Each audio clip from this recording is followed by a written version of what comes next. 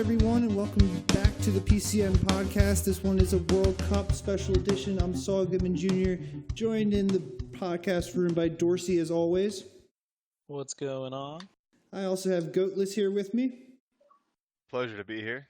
I have Rohan Kai, or Rio. Not a pleasure to be here. And then I also have Spicy Beetle. What's good? All right, guys. Well, with the World Cup starting tomorrow with the first day of group stages, let's take a look at each group, and we'll kind of talk about what we've seen from each team, what we're thinking is going to happen with that group, who we think is going to be advancing, and who think we might have some difficulties moving on in this tournament. Let's start with Group A. We've got Belgium, Bosnia and Herzegovina, Germany, Ireland, Mexico, and Portugal. Have you guys played against these teams in your preparations for World Cup? And if so, what have you seen from them? Yeah, I've played against a few of them. I've also played with a few of them. My team, Ireland, is all in the group.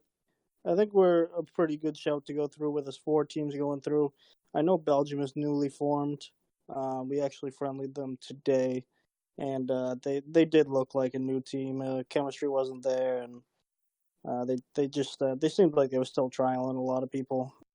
So I'm not, depending on what they do in getting stuff together, I don't know if they'll go through. It's a little bit of a wild card to me between Portugal and Bosnia about who would go through. I feel the least good about how I feel each team's going to do in this group.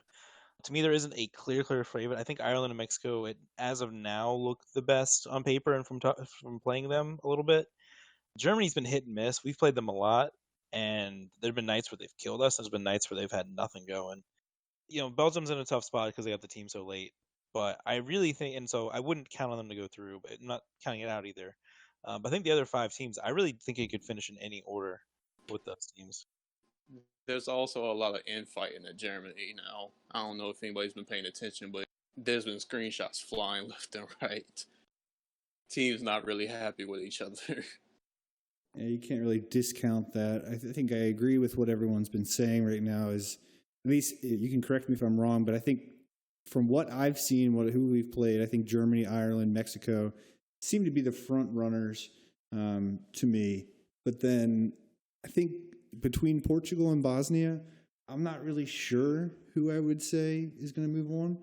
There's a lot of uncertainty there, and it'll be interesting to see how it plays out. I mean, every team has 5 games, so you could see some wild action going on. I'm excited for this group. I agree. I think this one is probably the most open of all of them as far as not having a clear-cut top 4. Yeah, they definitely have the clear-cut top 3, though, in my opinion. I do see Mexico, Germany, and who's the other? And Ireland. I'm sorry. Yeah, those 3 to me they're going through. We haven't friendlied Ireland yet, but from what I've heard and who they have signed, they should be going through. In terms of the 4th team popping out, I think it's going to come down to that head-to-head matchup. If Portugal and Bosnia draw, for example, that could muddy the water. But if one or the other comes away with 3 points, I see that team going through as long as they take care of business versus Belgium. Bosnia is online like every day, so whatever they're like struggling with, they're figuring their shit out. Turai does have I've heard as well. Super League experience managing Tottenham. Can't underestimate what that brings to the table. So I wouldn't be surprised if they pull it all together. I just haven't seen much from them to say one way or the other that they're better than Portugal. And I think everyone's kind of feels bad for Belgium because they got it so late and because it's hard to build a team, especially when they got it. Most of the people that are, considered the better players in PCN are already signed elsewhere. So that your pool is already limited.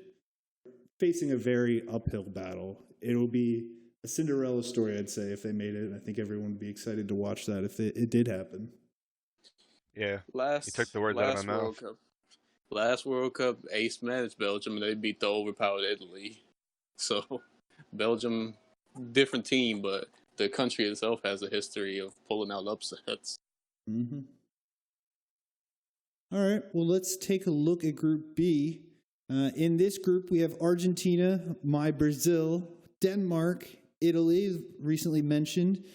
Ivory Coast and New Zealand rounding out the group here. What are you guys thinking about this squad? I'll stay silent for the time being. This is the most straightforward group out of all of them. Elaborate. You think Like, there's a clear-cut 4? There's a clear-cut 4. And those are? Denmark and Brazil are the top 2.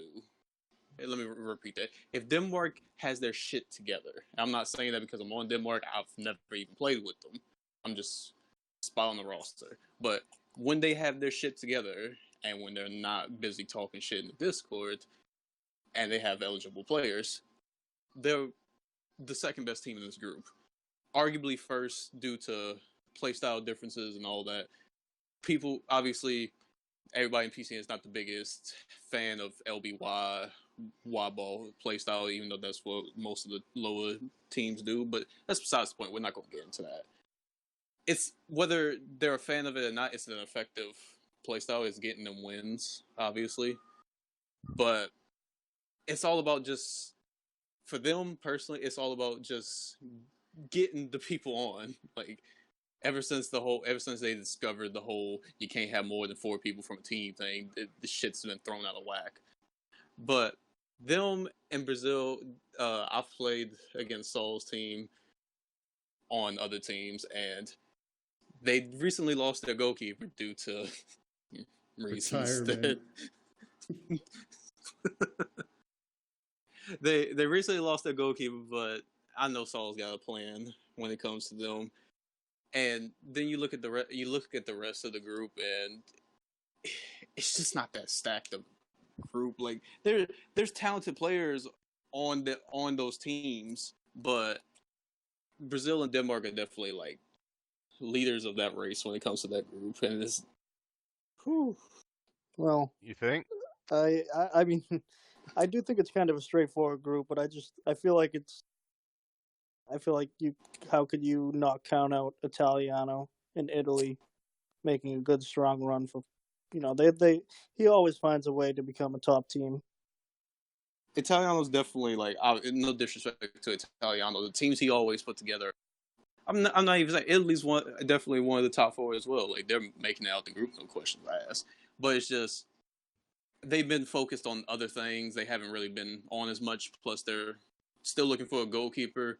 We all know in this league, any league, pro clubs have a quality goalkeeper is like number 1 and number 2 on everybody's important list. So no matter how great of a job like the attack force Italy has, if they can't find a quality goalkeeper, they're going to struggle. Which we all know Italiano has 17 backup plans, so he's going to pull something out. I think people are sleeping on Ivory Coast a little bit. They keep adding good pieces to that team, and they've got a combination up top that's proven to work in the Super League with Smoke and Karnak up there. Karnak's not on there. Oh, he's not? No, he's on England. He went to England. It's Smoke and Itachi.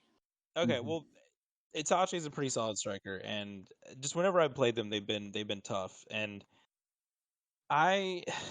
New Zealand, I think on paper are probably the one people are looking at and saying, yeah, you don't see them coming out. I think that's fair. I haven't really played them, so I don't know.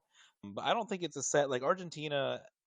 They had a pretty good run in the cup the other night, and they got all the way to the quarters and just lost to Colombia, but they beat Portugal and they beat Brazil. And that's a team that's also been inconsistent when I played them. But I don't think this group is all set in stone. I think Brazil's got the deepest roster and they've been solid. But no shade, but just I haven't seen like a guaranteed great team out of that when I played them. And then Denmark, they have so little depth. If they don't get the signing thing figured out, they're not going to have full 11s. They don't have full 11s. It doesn't matter if they're good players. They're not going to go through, or maybe they may go through, but they're going to struggle in the knockouts when you really need to give a shit and you need to have a full 11. And I just don't see that from Denmark.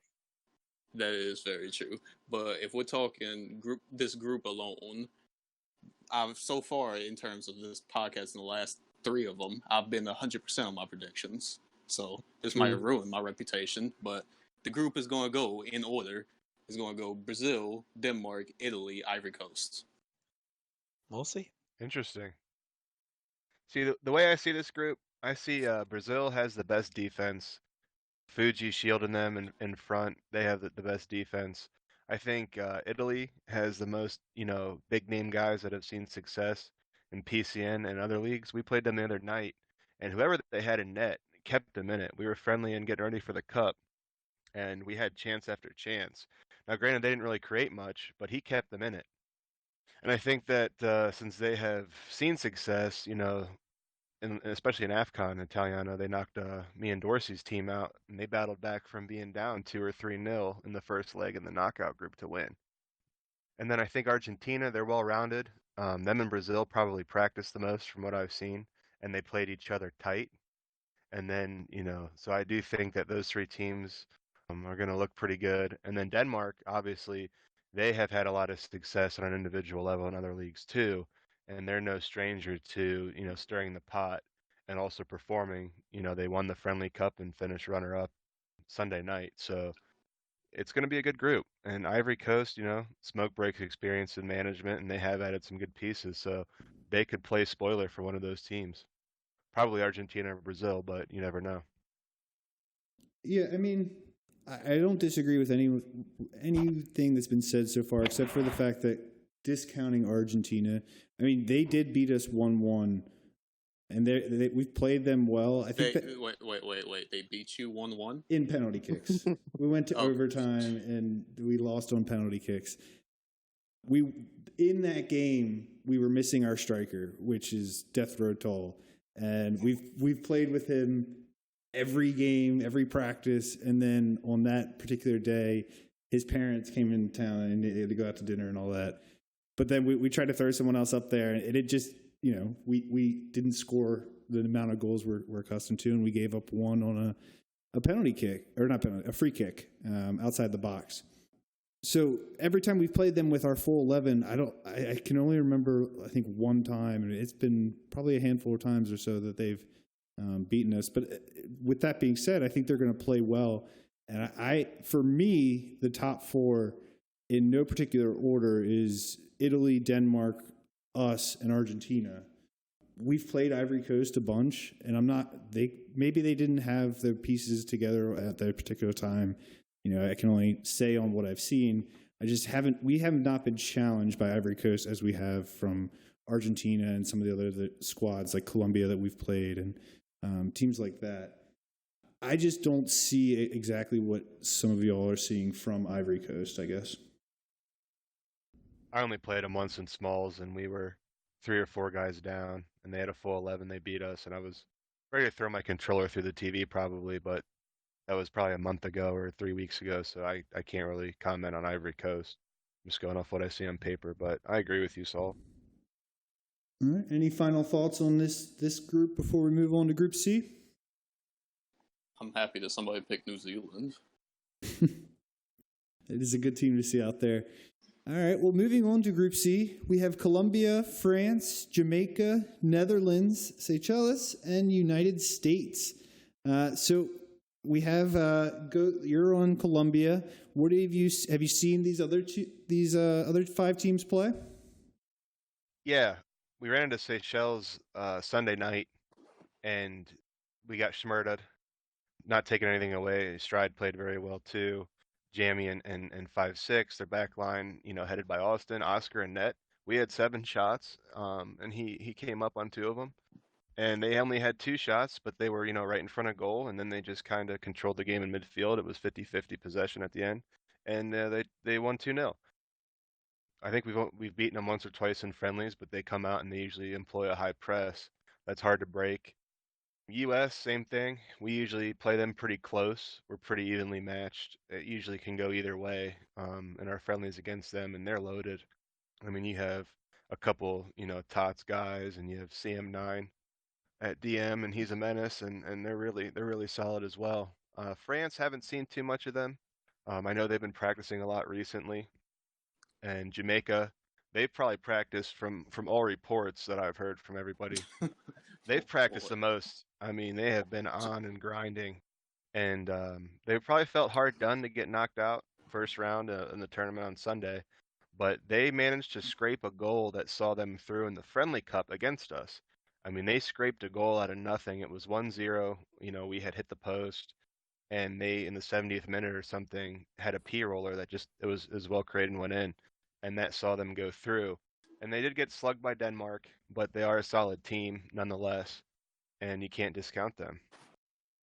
You know, we called this a group of death, or most people didn't, or most people did. I didn't necessarily right away, but this kind of became the group of death when the groups first got released. And I don't know if looking at it, it is still top to bottom the clear-cut toughest group. Not that there's shade on the teams here, but I feel like there's more issues with some of these teams I think than people thought there might be. Not to say that there's not. Like, I mean, I think Colombia is a really good team from what I've seen. Seychelles obviously is one of the favorites. But I think the other four to me haven't proven it consistently. Like, even the U.S. team on paper looks super stacked, but the results from what I've seen in friendlies and then in these tournaments has been a mixed bag. And then, you know, Netherlands had to do a rebuild basically on the fly a week ago. Jamaica is kind of what they are. I think they're probably going to get through, but there's just almost a little bit too much lower league play in there to really push on for the title. But I think they have a good shot of going through. And then I think France is almost the biggest wild card just because, you know, they've come together late, and I know there's some good players in there. I haven't played them maybe more than once, so I don't really know what to expect from them personally. Jamaica's going to finish bottom of the group. Oh, I disagree. But Wow. when No, listen. Let me explain. So, again, a team ran by what's his game tag now? Frost, King Frost. So, selling is inevitable, but there has been so much infighting that I can't disclose all of it. What I can disclose is that a starting striker on that team was told he was going to play DM tomorrow. He said, I'm asking for a release. They also are apparently changing their formation. And this whole time they've been practicing with a 6'6" striker. Sunday, he showed up as a 5'10" striker. With all that said, and the players on that team, based around everybody else, they're going to finish bottom. that's new information to me. When this first came out, Dorsey and I recorded the group pickings, and I labeled this one as the group of death. Since then, Netherlands, as Dorsey said, has gone through. You could probably make the case for 3 rebuilds. Shout out to Slaves for taking a whole team with them. Snake job of the year. Well done, Slaves. He really left Stay High in a bad spot. But back then, I saw Colombia. We played y'all a bunch of times. It's, for those of y'all that don't know, it's basically Cartel with some add-ons. And then we played Jamaica. We've played, I'm going to call them Seashells now because I'm feeling frisky. We've also played United States a bunch. And we've, from what we've seen from them, they look like good squads. I would agree that France is kind of the wild card. As of today, I think Lego was still looking for a potential starting striker and outside mid. So with less than 24 hours remaining, it could be some trouble over there. You don't really know what to expect. So I think the group of death label has kind of fallen off a little bit. It seems like it's balanced out a bit with Netherlands going through the rebuild and France becoming more of an unknown. But I still think there's a fair amount of talent here. I don't think it's any weaker than the 2 groups we've already talked about, or the 4th group we'll talk about in a little bit. So I know France is still looking for a start in GK, but France is the ultimate wild card because I don't know what his availability is like, but you're telling me that there's a strike partnership of Louis, Super League Team of the Season, and League, who, well, if he's in form like he was this season, can give you 3 goals a game on average. With J-Way playing Cam right behind him, just those front 3 alone, that's a nightmare for any back line. Ireland actually played France today earlier on.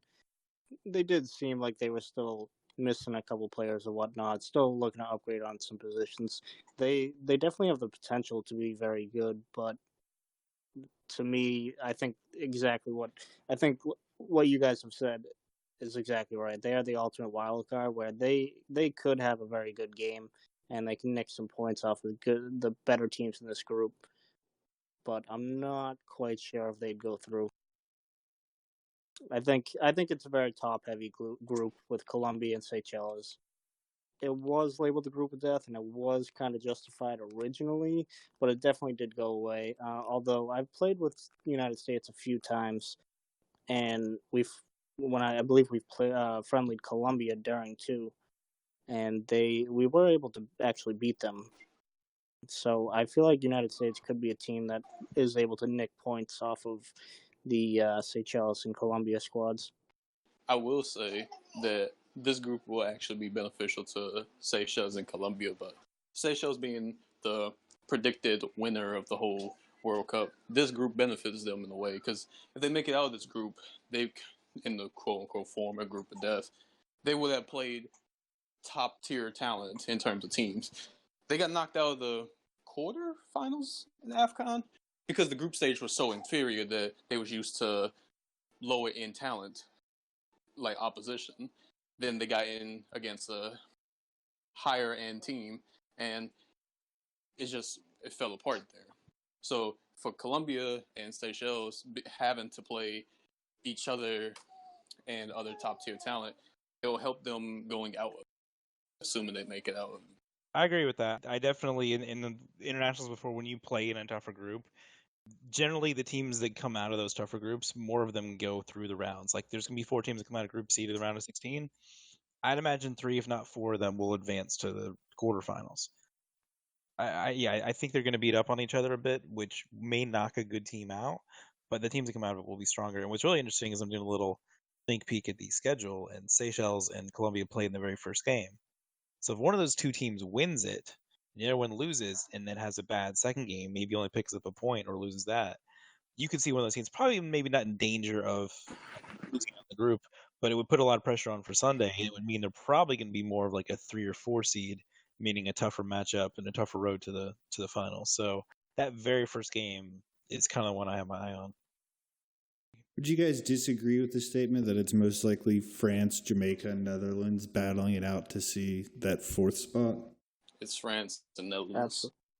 Hold me to my predictions, but I'm just based on the information that I've heard. Oh, we will. Netherlands has some connection issues from what I've seen. In a friendly against them yesterday, and then when we played them in the first round of the Cup Sunday, they've had like 5 or 6 combined lagouts in those 2 games. See, if we was going based off of like signings alone, my brain would tell me to put Jamaica over Netherlands, but the recent history has shown me that when it comes to international play, Steha turns into a really great goal-scoring striker. So I'm not going to doubt Netherlands making it at least either 4th or 5th. I wouldn't be surprised if any of those 3 teams make it. I just think there's gonna be competition there. Is my point, I guess. A lot of competition in the group. If it's not still the group of death, they're still gonna have to show up all 5 games if they want a chance. It goes for all teams involved. There's no gimmies. All right, well, let's move on to the last group, Group D. We have Chile, Czech Republic, England, Peru, Spain, and then, of course, Dorsey's, well, not your squad, but the squad you're on, Wales. So, Dorsey, the rumor has it that the Wales squad is running the 4-2-4. Can you confirm? Every single practice session we've had, there's only been one formation on the lobby when I get in there. It's the 4-2-4. Yeah, it's interesting. It's such a cool opportunity, I think. It's really fun for the white wingers. It's fun for the 2 center mids. It's a big challenge for the defense. We're still figuring it out, and we're still trying to figure out our best 11 and how to exactly play it in certain scenarios, but it's come along better than I thought. Like when we get it going, like we can really get some good play going. You know, we can put the pressure on the defense. It's a matter of how consistent we can become, and if we can really figure it out in the next couple weeks. That's going to determine how far we go as a team. Shout out to sports agent Cozy Bryant. He's done some heavy recruiting for the Chiles. Yeah, with Bauer over there and One King Giannis. That's an interesting squad to me. It's not people I would have paired together at the start of this thing, but it seems to be working out all right. What have you guys seen from that squad? They're tough. Chile is tough. When we play them, they have just this block in defense. And I'm not going to sit here and say they parked the bus, but one of their strikers is coming back, usually Will. And they are a menace to break down, and then they usually can conjure up a goal or two. And that we didn't play them with Avols. Maybe once we played them with him in there. You throw him in that cam, and they can top this group if they come out and play how they can. Vols can only play this Sunday, but fun fact. So Cozy said immediately that he was going to sign for Chile, and then as the weeks went by, I should say, he kept pulling a little Rich Paul move and kept trying to get people to slide over. And Saul was the latest victim of that. How so? Your GK that retired. Oh yeah, he was going to them. I mean, that's where he ended up signing. I don't know if that's what happened, if that's the play that was made, but I know based off of the signing post, that's what happened. Oh. So He didn't go anywhere. He's on my bench. no. And release shit. You believe what you want to, Saul. You live in your little world. I will. But yeah, this is. I don't know how I feel about this group. Chile I think looks really strong, and the England team with all the people Slay has brought over, if they can come together now that they come together late, if they can figure it out, that's obviously gonna be a good team. And then Czech Republic, Peru, and Spain, we haven't really played them much, and all three of those teams I can see really being coming out of there in first or second, or maybe not getting through. I don't really know what to expect from them. I mean, Czech is basically the old Schalke / Atlanta teams from Vaccine as manager, minus a few people. They got old trusted snowboarder who I think went back to center back, if I'm not mistaken, for this tournament, because they just signed Gummy. Give or take how that's going to play out, because if snowboarder's staying in the net, then I don't understand. But I think, pretty sure he went back to center back. I've seen him there once or twice. So if he's back at center back, then that's a big problem for attackers in that group. Yeah, I do think this group is the most interesting of them. I do think Chile, I think they're a level above the rest of the pack.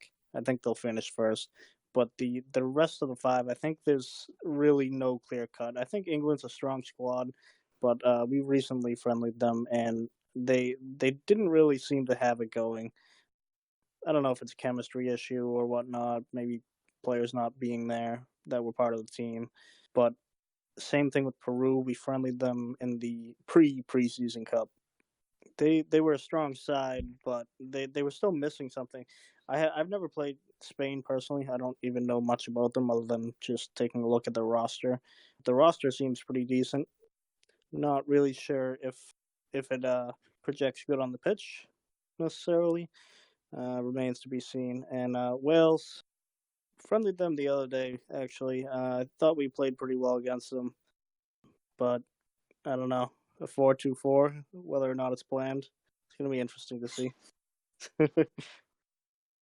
Spain and Boss was also a victim of the classic international stake season. I think that you have Chile, you have England.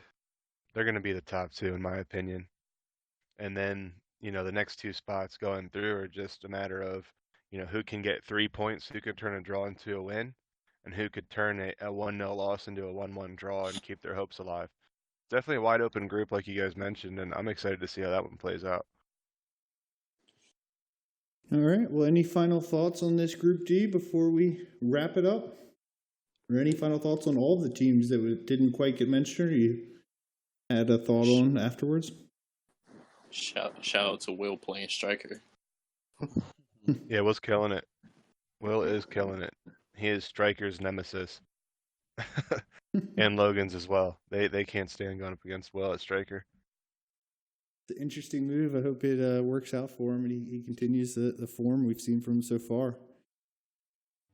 that is going to do it for us. I hope everyone enjoyed the podcast. I want to thank Dorsey for joining me as always, and the panelists for hopping on and talking about the teams. And I wish everyone good luck coming up on this World Cup. Thanks, everyone.